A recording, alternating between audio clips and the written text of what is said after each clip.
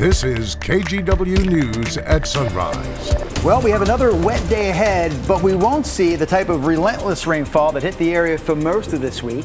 That means roads will have a chance to recover. So we're going to fill you in on some that are back open this morning and others that are still closed coming up in just a minute.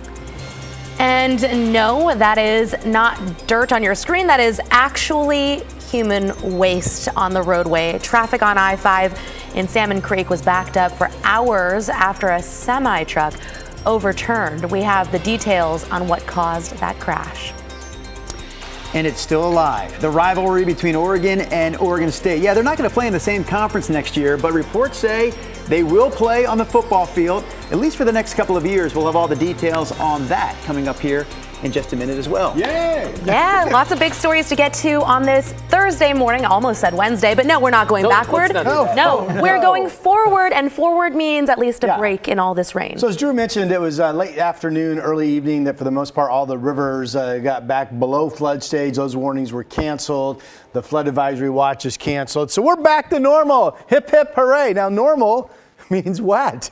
Here's a look at another weather system coming in. The low is down here along the southern Oregon coast, and it's been producing some lightning strikes around Roseburg and just south of Eugene, so we're keeping an eye on that. Snow has returned to the Cascades, at least down to 3,000 feet. Passes show snow cover, and this won't be steady rain today, but we think it will be a numerous shower day, and there could be some spotty downpours mixed in. Maybe some hail or a rumble of thunder. So far, we've been watching that action down to the south, as I mentioned. Still pretty warm out, really, 49. I have temperatures pretty steady to slowly going down today, 47 to noon and 46 at 5 p.m. Here is Chris McGinnis. Get to northwest Portland, little trouble on the St. John's Bridge right now. This is the west end here. You can see from our ODOT camera, Bridge Avenue. Looks like we got a crash that's got one lane blocked there, and it looks like traffic is able to get onto the St. John's Bridge from the west side of the Willamette River, but it doesn't look like any of that traffic is going over that Bridge Avenue kind of rise, getting down the back side. So we'll keep you posted on that. The freeway drive is in much better shape this morning than it was yesterday. That was manure, a couple of trouble spots, a couple of high water areas waste. still having some road closures in Yamhill County. Highway 153 is closed between Bellevue and just west of Amity. 229 closed of Siletz because of high water. Again, that is in Lincoln County. But for the most part, roads are in better shape now than they were 24 hours ago. Drew? All right, Chris, we'll check back in with you and Rod here in just a few minutes, but let's get back to the news portion of all this weather. Flooded roads seem to be the biggest issue from all the rain we saw the last few days. We know Highway 101 and other roads along the coast really were the hardest hit. Yeah, and flooding also made a total mess of several roads in the Portland area and Clark County. Catherine Cook gives us a look. Dusk in Clark County. A burgeoning Salmon Creek flowed swiftly by, hugging tree trunks and other things it shouldn't be touching. Swollen from days of heavy rain, the water rose up just before bridges and in some spots jumped its banks, like this part of Northeast 156th Street and 102nd Avenue. Barricades kept drivers out where high water covered the roadway. From Salmon Creek to Rock Creek in Washington County. Standing water covered this part of Rock Creek Boulevard. Barricades closed the road from Rock Creek Drive to Malheur Avenue. In southwest Portland, Peabot crews spent Wednesday morning clearing a landslide near OHSU that brought down mud and trees. Crews used a backhoe to remove 30 cubic yards of debris. They added temporary barriers and reopened the road just before 5. Catherine Cook, KGW News. Clark County officials tell us they don't have an estimated timeline for when all the roads will reopen. They say water levels have to be low enough for crews to inspect bridges and roads before they make a final call. All right, a quick heads up here. Our next news story, we're going to put up on the screen so you have the information. About 3,000 gallons of wastewater overflowed and ran into Fano Creek. The public is now advised to stay out of the creek downstream of Southwest Doche Road for at least the next 2 days. There was also an overflow of raw sewage into the Willamette River in Salem. We don't know how much made it into the river. Additional overflows spilled sewage into the Pringle, Claggett, and Little Pudding Creeks as well. And all the rain we've had also caused issues for homeowners in the metro area, especially people with septic systems in the more rural parts of Portland. In the last few days, septic service company Speedy Septic says it has seen a nearly 40% increase in its typical call volume. That's compared to last week and also this time last year. Since Sunday night, the company has received more than 550 phone calls. Yeah, our workload doubles, sometimes triples. Right now, our other drivers, they're pretty much maxed out. And then we're going to have a night driver come in and he'll take the overload. So it's definitely a time where everybody gets their hours. As a rule of thumb, he says people with septic tanks should pump them every 3 to 4 years to get rid of the debris on the bottom of the tank and also keep it in good working order. This morning, Amtrak service from Portland to Seattle is expected to resume. Amtrak suspended service Tuesday morning because of a landslide just north of Vancouver.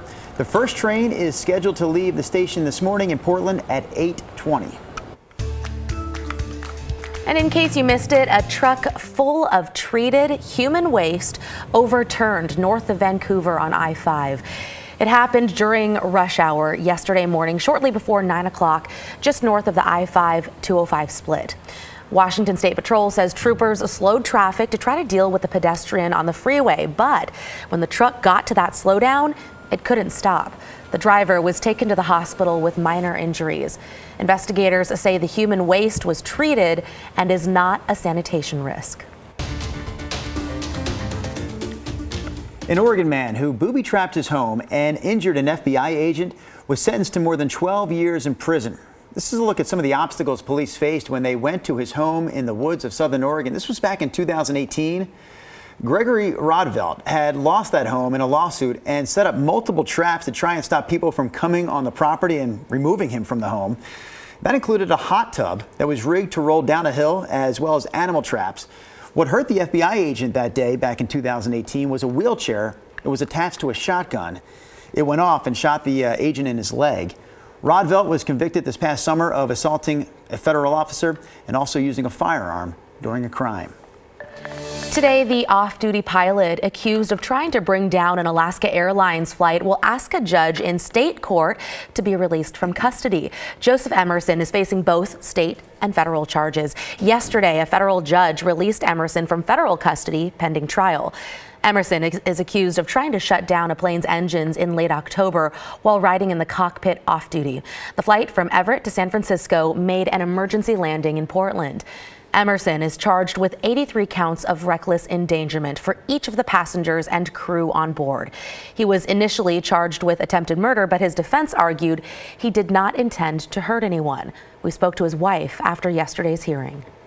It's a hard situation for a lot of people, not just Joe, for the people that were on the airplane, for the pilots, for the flight attendants. Emerson told police he had been struggling with depression and had taken psychedelic mushrooms 2 days before the flight. As a condition of his pretrial release, a judge ordered Emerson not to board any aircraft or possess psychedelic mushrooms. He's also required to have a mental health evaluation. Well, 2 weeks ago, we were talking about the final game on the football field between Oregon and Oregon State. Not so fast. According to local sports columnist John Canzano, the U of O and Oregon State have agreed to continue this rivalry for at least the next couple of seasons. So next year, according to Canzano, the Beavers will host the Ducks at Reser Stadium, and then the series will move back to Autzen Stadium for the 2025 game. Very cool. Rod has this quizzical look on his face. Well, that's great. That means we can continue to dislike each other for a couple more years. I mean, the rivalry's been going on since 1894. It's one of the biggest and longest in all of sports. And you had to think there's no way these two schools are going to let this thing die. You cannot let a tradition that has gone that far back die like that. Yeah, and the Apple Cup, they did the same. The Apple Cup said right away they were going to still play next year for sure. So that's good. Yep. Hey, we're back to normal. You guys feel relaxed? Yeah. Normal means it's raining outside. All right, here we go.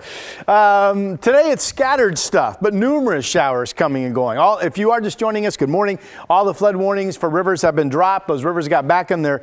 Every single one of them, I think by early evening, was back below flood stage. So all flood advisories, all that stuff out of here. Obviously, I would assume there's still some sloppy standing water in some spots.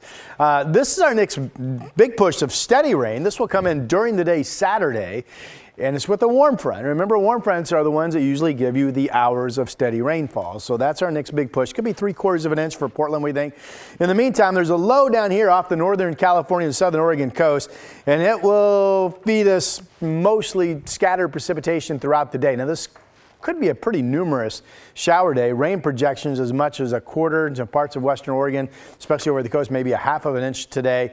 We got snow levels back down to 3,000 feet at this hour. Up in the passes. There's the snow at Government Camp on Highway 26. They've reported just a couple, 33 degrees, 4 inches up at Timberline and counting right now. And here is the snow projection, by the way. It could be as much as 6 to 10 today up there with a good snow level, as low as 2,500 feet at times. Tomorrow, the snow kind of wraps up into the morning, snow level about 3,000 feet. And then we're dry Friday overnight. It could be dry during the morning up on the mountain. So is that a window of opportunity to maybe have a partial opening? We'll see.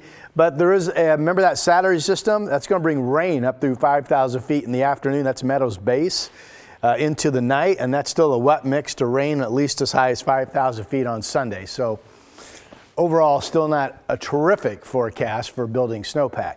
All right, here's a look at our Futurecast model. We've got heavy showers. Notice the bright colors. There's that threat of some hail, maybe a rumble of thunder, certainly a passing downpour today. The snow falling in the Cascades. Don't forget, we're back to winter up there. And then these snow showers start to fizzle out overnight. There's a few of them around tomorrow, and we might go completely dry before the sun goes down tomorrow afternoon. And then we'll be dry for your Friday evening. Temperatures are in the 40s, even 50 in Troutdale, so it's obviously cooler than it has been, but still pretty warm, really. 47 in Salem. Everybody's above freezing, including 35 out in Burns. Here's that 7-day. 49 today, pretty much where we are right now. And then a few showers tomorrow, becoming dry later in the day with some sun. Rain develops Saturday into the afternoon. That's steady rain all through the night into Sunday. The rain starts to taper off during the day Sunday. Then we have a couple dry days on Monday and Tuesday, and that is your forecast. All right, thank you, Rod.